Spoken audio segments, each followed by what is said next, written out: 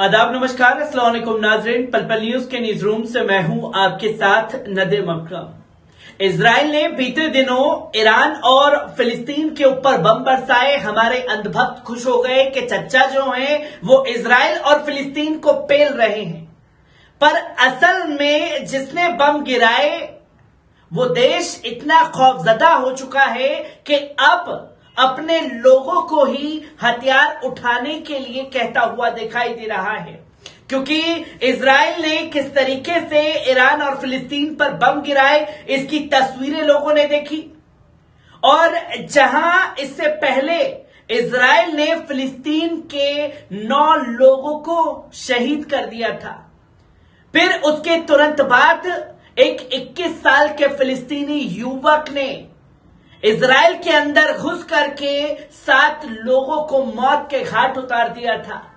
और अब ये देश जो बड़े बड़े दावे करता था कि हम किसी भी देश को चुटकी में मसल करके रख देंगे, एक 21 साल के फिलिस्तीनी युवक से इतना खौफजदा हुआ कि अब अपने ही लोगों को हथियार चलाने की ट्रेनिंग देता हुआ दिखाई दे रहा है। जो कि मासूम बच्चे आप देख सकते हैं इस पूरी स्क्रीन पर कैसे हथियार चलाने की ट्रेनिंग लेते हुए दिखाई दे रहे हैं। तो वहीं इतना खौफजदा हो चुके हैं यहूदी कि अब सड़कों पर हथियार लेकर के निकल रहे हैं। ये वो देश है जो बरसों बरस से फिलिस्तीन के ऊपर जुल्म ढाता हुआ दिखाई दे रहा है, और जुल्म की सारी इंतहा जो है वो फिलिस्तीन के ऊपर पार कर रखी है।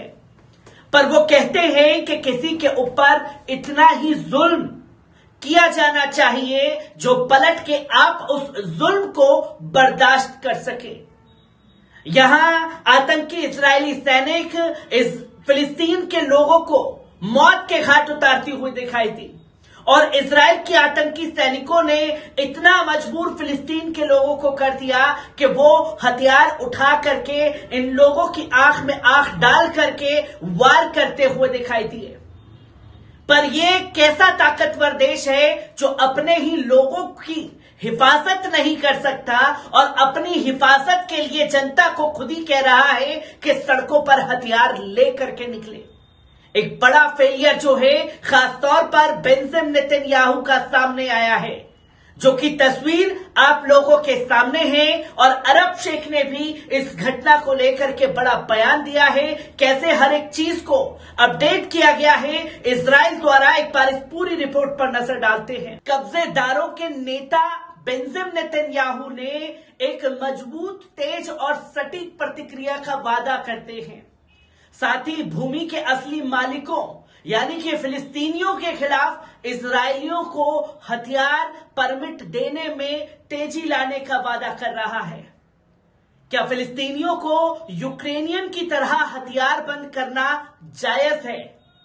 ज़ायोनी शासन ने अपने नागरिकों को हथियार रखने की अनुमति देने की योजना का ऐलान किया, जिसपे अरब शेख भी भड़के। और इसी के साथ साथ आपको बता दें कि फिलिस्तीन में स्थिति को पहले से भी अधिक संकट में बना दिया गया है। इजराइल के कब्जे वाले पूर्वी अल कुदूस ने फिलिस्तीनियों की हालिया जवाबी कार्रवाइयों के परिप्रेक्ष्य में इजरायली प्रधानमंत्री बेंजामिन नेतन्याहू ने अपनी कैबिनेट मीटिंग के बाद शनिवार देर रात गए ये घोषणा की कि नेतन्याहू की अब तक की सबसे कट्टर दक्षिणपंथी कैबिनेट की मीटिंग में ज़ायोनियों को हथियार दिए जाने के अलावा जवाबी कार्रवाई करने वाले फिलिस्तीनियों के घरों को जब्त करने का भी आदेश दिया है कि आप हथियार लेकर के घुसे और उनके घरों पर कब्जा करें। उनके परिजनों को गिरफ्तार करने और उन्हें बेघर कर देने जैसे मुद्दों पर विचार विमर्श किया गया है।